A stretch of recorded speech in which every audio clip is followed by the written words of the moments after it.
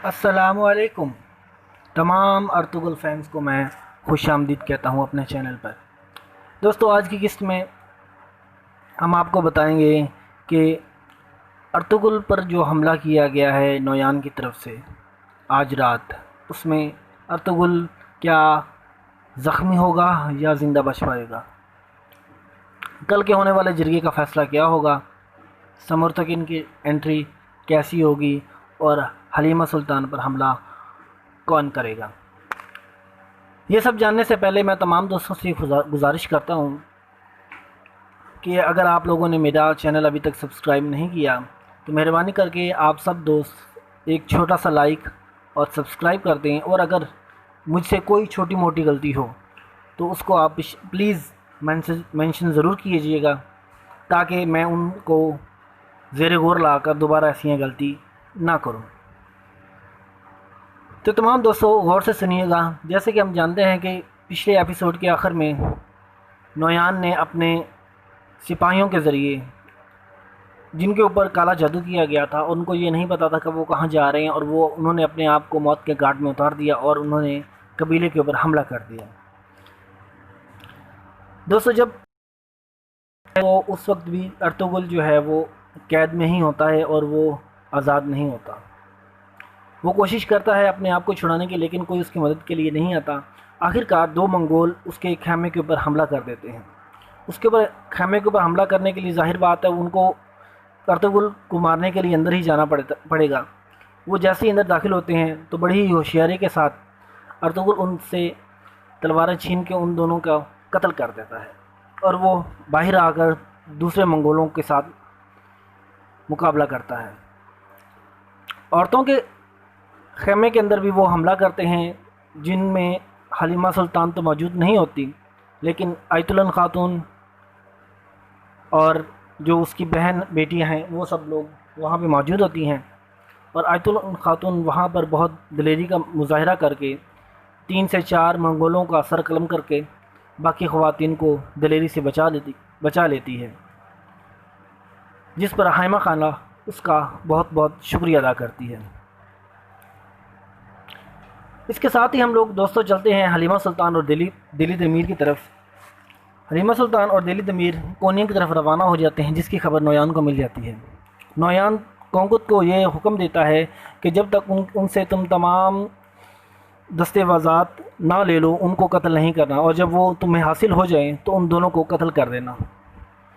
वो उनको मालूम होता है कि आज रात वो मेहमान सराय में ठहरते हैं, तो कोंगुत मेहमान सराय के मालिक को अपने साथ मिलाकर उसको थोड़ी सी लालच देकर शरबत के अंदर नींद की दवाई मिला देता है, जिनको पीने के बाद हलीमा सुल्तान और दिली दमीर गहरी नींद में सो जाते हैं। कोंगुत वहाँ लेट पहुँचता है, और जैसे ही वो उनके कमरे के अंदर जाता है हलीमा सुल्तान जाग जाती है। हलीमा सुल्तान के जागने पर वो दिली दमीर पर पानी फेंक कर उसको भी जगाते हैं और उनसे मुतालबा करते हैं कि जो चीज़ें उनके पास हैं वो उनको वापस दे दी जाए, उनको ज़िंदा छोड़ दिया जाएगा। जिस पर लेकिन हलीमा सुल्तान को ये मालूम होता है कि उन पर कोई ना कोई हमला हो सकता है, जिस पर वो पहले से ही तैयार होती है और एक जाली नक्शा तैयार कर लेती है, ताकि अगर कोई आए भी और उनसे मुतालबा करे तो वो उनको नकली वाला दस्तावेज़ात दे दें और असली अपने पास ही रखें। और ऐसा ही होता है। उनको मुतालबा करने पर हलीमा सुल्तान कहती है कि वो कमरे में मौजूद नहीं है, वो बाहर घोड़ों में है, अस्तबल में है। अस्तबल में जाते हुए रास्ते में हलीमा सुल्तान को एक चाकू मिलता है, जिसको वो इस्तेमाल करके कोंगुत पर हमला करके वहाँ से दोनों दिली दमीर और हलीमा सुल्तान निकलने में कामयाब हो जाते हैं। वो भागते हुए जंगल में पहुँचते हैं, लेकिन कोंगुत उनके पीछा करते वहाँ पर भी पहुँच जाता है। वो तीर एक दिली दमीर के कंधे पर मारते हैं और दिली दमीर गिर जाता है और ज़ख्मी हो जाता है। उसी दौरान वो हलीमा सुल्तान को पकड़ लेते हैं और उससे दस्तावेज़ात ले लेते हैं, और वो लेने के बाद वो जैसे ही उसको कत्ल करने लगते हैं तो हवा में एक तीर उड़ता हुआ उनके एक साथी को लगता है, जिस पे कोंगुत देखता है कि ये कौन है, और वो कहता है ये नामुमकिन है, क्योंकि वो अर्तुगरुल का भाई समर्थकिन होता है। जी हाँ, यहाँ पे समर्थकिन की एंट्री होती है। समर्थकिन, आपको बताता चलूँ, अर्तुगरुल का भाई है जो खो गया था और उनके जहन में ये था कि वो शहीद हो चुका है मंगोलों के हाथों। लेकिन वो सुल्तान अलाउद्दीन के हुक्म से मंगोल्स के लश्कर का सिपा सलार भी बन जाता है और उनके अंदर बहुत ही अरसा गुजारता है। और लेकिन वो उनके लिए जासूसी कर रहा होता है, जिसका इल्म बाद में नोयान को हो जाता है। दोस्तों, ये है आज की एंट्री समर्थकीन की। अब हम चलते हैं कबीले की तरफ। कबीले में आज आप जानते हैं कि जिरगा होने वाला है। जिरगे के अंदर जो आयतुल खातून का भाई है वो अपने कुछ गवाहान पेश करता है, जो बताते हैं कि जब मैं वहाँ पे था, जो गवाह मौजूद होता है वो कहता है कि जब मैं वहाँ पे आया तो उस वक्त लाशों के ऊपर सिर्फ अर्तुगरुल खड़ा था और वहाँ पे कोई आदमी नहीं था, बाकी सब लोग मर चुके थे।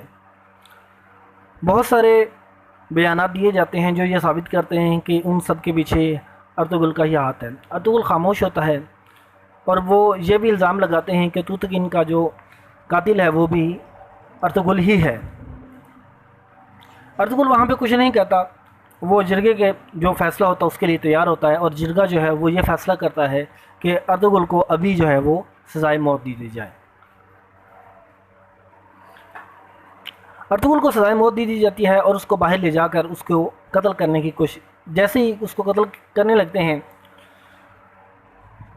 तो नोयान जो कि तूतकिन के पीछे अपने आदमी भेजकर उसको कत्ल करवाना चाहता है, लेकिन वो इस वक्त इब्न अरमी की पनाह में होता है और उसको लेकर वो कबीले आ रहे होते हैं। जैसे ही अर्तुगरुल को सज़ाए मौत देने लगते हैं तो इब्न अरबी जो हैं वो तूतकिन को लेकर कबीले वापस आ जाते हैं और ये कहते हैं कि मुझे एक ज़ख्मी मिला है जो मैं उसके बाप को वापस करना चाहता हूँ। सब लोग देखते हैं कि आखिर ये कौन ज़ख्मी है।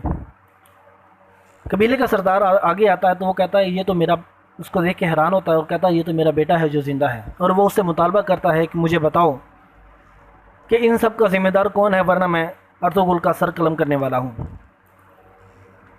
अर्तुगरुल का सर कलम करने के सुनने के बाद तूतकिन कहता है इस सब का ज़िम्मेदार अर्तुगरुल है।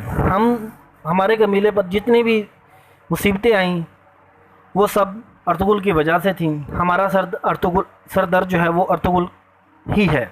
लेकिन अर्तुगरुल कभी गद्दार नहीं था। और तूतकिन ये भी बताता है कि हमारे बीच में जो गद्दार था वो कोचाबाज था, जिसको अर्तुगरुल ने कत्ल कर दिया है, जिस पर अर्तुगरुल को रिहा कर दिया जाता है। दोस्तों, आज की किस्त देखने के बाद ये किस्त जहाँ पे ख़त्म होगी, मैं आपको 2 घंटे के बाद अगली किस्त की जो डिटेल्स हैं वो शेयर कर दूँगा। लेकिन आप तक ये पहुँचे उसके लिए आपको सब्सक्राइब और बेल आइकन ज़रूर दबाना होगा। साथ में एक लाइक भी दे दीजिएगा और जो मैंने गलतियाँ की हैं उनको प्लीज़ कमेंट बॉक्स में ज़रूर बताइएगा। आपका अपना अर्तुगरुल गाज़ी का फ़ैन। खुदा हाफिज़।